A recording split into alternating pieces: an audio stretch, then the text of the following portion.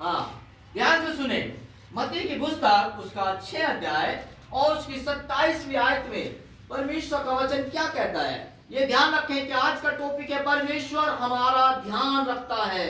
परमेश्वर हम, हाँ जी, तुम में कौन है जो चिंता करके अपनी आयु में एक घड़ी भी बढ़ा सकता है? हाँ, क्या कह रहा है? 27वें आयत में कह रहा है, क्या लिखा है कि तुम में कौन है जो चिंता करके अपनी आयु में एक घड़ी भी बढ़ा सकता है। सब लोग बोले बढ़ा सकता है। हालेलुया। यानी कि परमेश्वर यहाँ पर कह रहा है कि तुम में से कौन है। मेरे प्रियो, ध्यान रखें, हम अपने आयु में एक घड़ी और नहीं बढ़ा सकते चिंता करके। और क्या कर सकते हैं हम उसे? चिंता करके क्या कर सकते हैं? सब लोग बोले घटा सकते हैं। पर यहाँ परमेश्वर हमारी चिंता करता है। हालेलुया। यीशु हमारी चिंता करता है। यहाँ पर मैं एक जो है, यहाँ पर एक छोटी सी कहानी को मैं बताता हूँ मेरे प्रियो। आज चर्च के अंदर, आज परमेश्वर के लोग, वे हम प्रभु के लोग, हम चर्च में आते हैं, चर्च में बैठते हैं, सारी बातें आराधना भी करते हैं, वचन भी सुनते हैं, फिर भी अपने जीवन पर उस वचन को लाद कर रखते हैं। हालेलुया। क्या एक कहानी बताई है, एक प्रचारक ने एक कहानी बताई। एक आदमी ने एक बूढ़े गरीब आदमी की कहानी को बताया। एक व्यक्ति था जो बूढ़ा था, एजिड था, और वो बूढ़ा था, और लिखा है वो जो, और यहाँ लिखा है, कहानी को बताया, जो अपने भारी सामान के साथ सड़क पर संघर्ष कर रहा था। यानी कि उसके सिर पर एक भारी बोझ था और वो सड़क पर संघर्ष कर रहा था। वहां से जब एक व्यक्ति गुजर रहा था, मालिक का है कि एक घोड़ा और बग्गी, उस जो वहां से एक सवारी, एक जो वाहन गुजर रहा था, घोड़ा बग्गी गुजर रहा था, और जो उस वाहन को चला रहा था वो ड्राइवर उसको देख रहा था। वो बुजुर्ग व्यक्ति जिसके सिर पर बोझ था, वो बुजुर्ग व्यक्ति जिसके सिर पर बोझ था, और वहां पर लिखा है कि वो घोड़ा बग्गी वाला उसके पास आकर रुका, और ड्राइवर ने उस बूढ़े व्यक्ति की पेशकश की। तुरंत बूढ़े व्यक्ति ने साहस को प्रस्ताव किया। यानी कि उस व्यक्ति ने उस बूढ़े व्यक्ति से बात करी, अरे बाबा, आप इतना वजन लेकर कहाँ जा रहे हैं? सड़क पर संघर्ष कर रहे हैं, आओ मेरी इस गाड़ी में बैठ जाओ। हालेलुया। आज यीशु मसीह यही कहता हम लोगों से। अगर हम वचन को पढ़ते हैं, मत्ती की किताब उसका 11 अध्याय और उसके 28वीं आयत को अगर हम पढ़ते हैं, तो वहां पर यही लिखा है। आप जानते हैं, ये जो चर्च है, ये जो कलीसिया है, ये जो झुंड है, ये प्रभु का एक स्थान है। हालेलुया। ये प्रभु का स्थान है, ये प्रभु का स्थान है।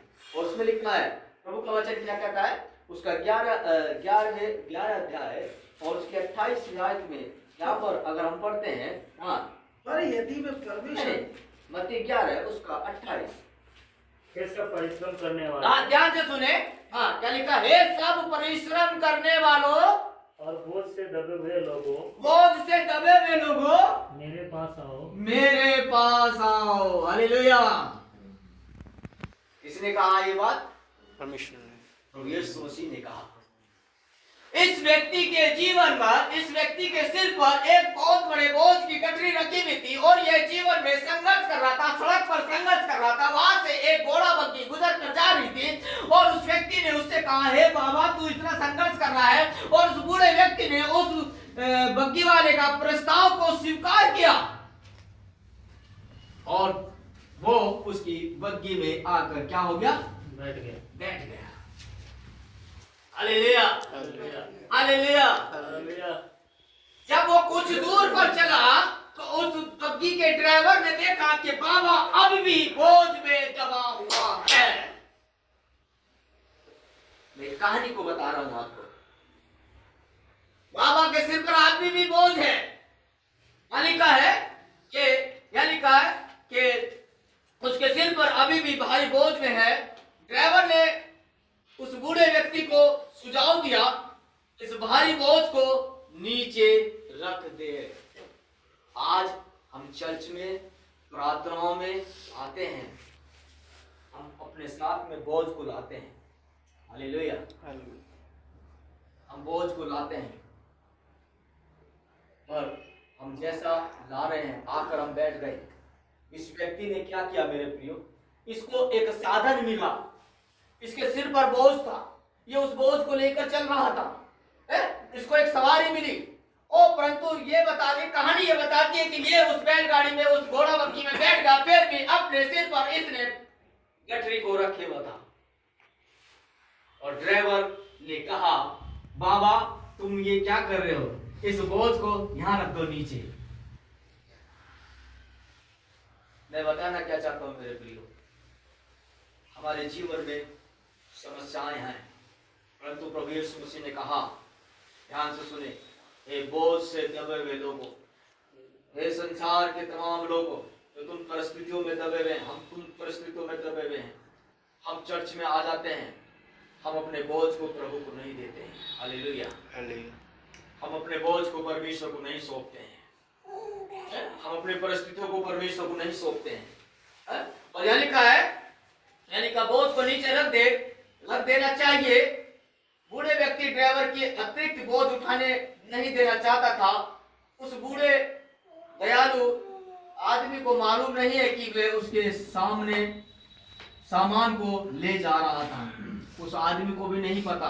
आज हम सोचते हैं कि मैं चर्च में आया हूँ, उस व्यक्ति को यह मालूम था कि मैं सिर्फ गाड़ी में बैठ गया, बस ये गाड़ी वाला मेरा ही बोझ लेके जाएगा, ना कि मेरे वजन का बोझ लेके जाएगा।